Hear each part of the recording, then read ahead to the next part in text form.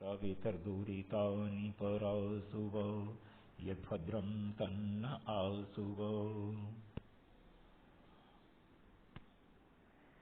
मित्रों, एमए पूर्वार्ध की संस्कृत की कक्षा में आपका स्वागत है और हम तर्क भाषा पढ़ रहे हैं। तर्क भाषा में आज अपन को पढ़ना है सोढ़ा सन्निकर्ष। इंद्रियार्थयोस्तु यह सन्निकर्ष साक्षात्कारी प्रमाहितु ससर्वेदा। इंद्रिय और पदार्थ का जो सन्निकर्ष अर्थात संबंध होता है वो साक्षात्कारी प्रमा का कारण बनता है और वो 6 प्रकार का होता है।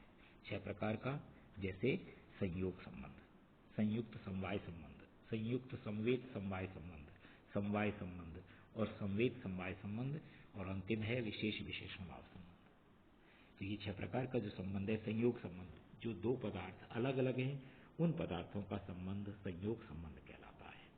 इंद्रिय और पदार्थ के संबंध की चर्चा चल रही है, तो इंद्रिय जिस पदार्थ को देखती है वो पदार्थ इंद्रिय से बिल्कुल अलग है, इसलिए वो संबंध संयोग संबंध कहलाता है। पदार्थ के अंदर उसका आकार, प्रकार, रूप आदि को देखा जाता है, तो वो जो पदार्थ के अंदर रहने वाला रूप है वो पदार्थ के अंदर समवाय संबंध से रहता है और आँख उस पदार्थ को देख रही है, आँख और पदार्थ का संबंध संयोग संबंध कहलाता है। इसलिए दूसरे प्रकार का जो संबंध है वो संयुक्त समवाय संबंध कहलाता है। तीसरा, आँख जिस पदार्थ को देख रही है उस पदार्थ के अंदर रूप और रूपत्व सामान्य जाति, ये दोनों समवाय संबंध से रहते हैं पदार्थ में, और आँख का पदार्थ के साथ संबंध संयोग संबंध है। इसलिए जो तीसरे प्रकार का संबंध है वो संयुक्त संवेद समवाय संबंध कहलाता है। चौथा, शब्द। कान से शब्द को सुनते हैं, कान के साथ शब्द का संबंध समवाय संबंध है, जो कि आकाश शब्द गुणकम आकाशम, आकाश का शब्द का गुण आकाश है, इसलिए दोनों, और सामान्य ध्वनि सुनने पर जो संबंध होगा वो समवाय संबंध होगा। पहली बार में ध्वनि सुनने के बाद फिर ये ककार ध्वनि, कवर्ग ध्वनि आई है, चवर्ग ध्वनि आई है, तो ध्वनि शब्द समवाय संबंध से रह रहा है, तो यहाँ डबल हो गया, इसलिए 5वें प्रकार का जो होगा वो संवेद समवाय संबंध होगा। और छठा है विशेष विशेषण भाव।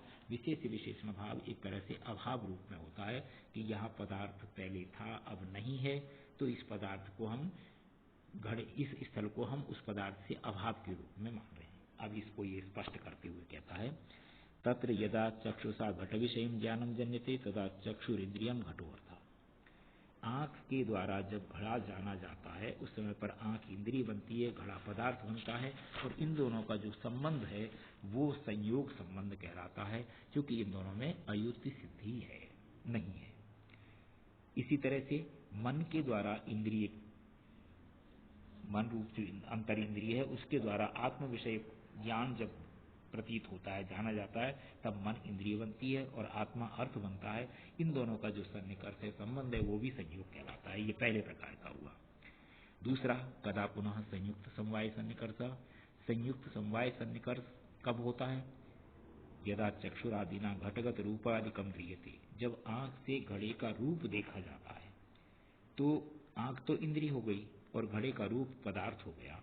घड़े के अंदर घड़े का रूप समवाय संबंध से रहता है, आँख का उसके साथ घड़े के साथ संबंध संयोग संबंध है, इसलिए इन दोनों का जो सन्निकर्ष है, संबंध है, वो संयुक्त समवाय। चक्षु संयुक्ते घटे रूपस्य समवायात्। चक्षु से युक्त जो घड़ा है, घड़े के अंदर रूप समवाय संबंध से रहता है, इसलिए। इसी प्रकार से आत्मा के द्वारा, मन के द्वारा आत्मा में रहने वाले सुख दुख आदि का जब ग्रहण होता है वो भी इसी संयुक्त समवाय संबंध से होता है। अब यदा पुनः चक्षुषा घट रूप संवेतम रूपत्वादिकम गृहीति। जिस समय पर आँख से घड़े के अंदर रहने वाला रूप और रूप में भी रहने वाली रूपत्व जाति सामान्य वो ग्रहण की जाती है, तब संयुक्त समवेत समवाय संबंध कहलाता है। ये तीसरे प्रकार का है। चौथे प्रकार का समवाय संबंध कब होता है? जब आँख से कान को सुनते हैं। यदा श्रोत्रेन्द्रियेण शब्दो गृह्यते तदा श्रोत्रम इंद्रियम शब्दो अर्थः अनयो सन्निकर्ष समवायेव। जब आँख से कान से शब्द को सुना तो कान तो इंद्रिय बन गई, शब्द अर्थ बन गया। इन दोनों का जो संबंध है वो समवाय संबंध है, इसलिए कि आकाश के साथ शब्द का समवाय संबंध होता है, और आकाश कान तो शब्द आकाश के साथ कान के साथ समवाय संबंध से रहता है। गुण गुणी के कारण से। आकाश का गुण शब्द गुण कम आकाशम, तो गुण गुणी का संबंध समवाय संबंध कहलाता है, इसलिए ये समवाय संबंध है। संवेद समवाय संबंध कब होता है? जो 5वें प्रकार का है। तो कहते हैं जिस समय पर शब्द को कान से सुना जाता है तो वहां पर शब्द तो जाति विशेष सुनी जाती है कि ये कवर्ग बोला जा रहा है, चवर्ग बोला जा रहा है, ध्वनि मात्र नहीं, उस समय पर ही होता है। यदा पुनः शब्द संवेतम शब्दत्वादिकम सामान्यम श्रोत्रेन्द्रिय गीयते तदा श्रोत्रम इंद्रियम शब्दत्वादि सामान्यम अर्था। शब्द कान से जब शब्द तो सामान्य जाति ग्रहण की जाती है तो इंद्रिय तो कान बन जाता है, शब्द तो सामान्य जो अर्थ जाति है वो पदार्थ बनता है, और इन दोनों का सन्निकर्ष संवेद संवेद कह रहा है, समवाय संबंध कह रहा है, संवेद समवाय संबंध, क्योंकि समवाय संबंध से रहने के कारण से ये होता है। विशेष विशेषण भाव कब होता है? ये अभाव के रूप में। हमने कभी किसी स्थल को देखा, वहाँ घड़ा रहता था, पानी रहता था, आज वहाँ घड़ा नहीं है, पानी नहीं है, तो अभाव मान करके उसको कहते हैं। इसको ये कहता है यदा चक्षुषे संयुक्ते भूतले भूतले घटाभावो गृह्यते यह भूतले घटो नास्ति इति तदा विशेष विशेषण भाव संबंध, कि आज यहाँ पर घड़ा नहीं है तो ये घड़े के अभाव वाला है, इसको हमने विशेषण मान लिया। ऐसी स्थिति में चक्षु संयुक्त से भूतल से घटाद्यभावो विशेषणम भूतलम विशेषम, वो विशेष विशेषवाण संबंध होता है। ऐसे ही मन से युक्त आत्मा में सुख आदि का अभाव जब ग्रहण किया जाता है और बोला जाता है कि मैं सुख रहित हूँ, तब मन से युक्त आत्मा का जो है ये सुख आदि अभाव विशेषण बन जाता है और वो इसी से रहता है। इस तरह से ये विशेष विशेषण।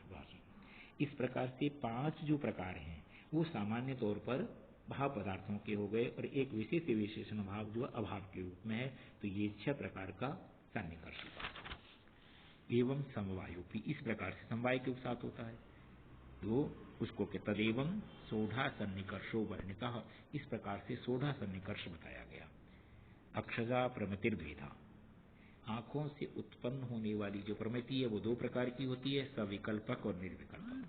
कर्णम तस्य त्रिविधम, और 3 उस प्रमिति का कर्ण जो है 3 प्रकार का होता है। सन्निकर्ष षड्विधा, सन्निकर्ष 6 प्रकार का होता है। घड़ा, घड़े के अंदर नील, नील के अंदर नीलत्व जाति, शब्द, शब्द के अंदर शब्दत्व जाति, और फिर अभाव और समवाय, ये 6 प्रकार का सोढ़ा सन्निकर्ष। ये सोढ़ा सन्निकर्ष परीक्षा में प्रायः आता है। तो मित्रों, इसको अपन को ध्यान में रखना है। आज का पाठ अपन यहीं रहने देते हैं, इससे आगे अपन कल पढ़ेंगे। धन्यवाद।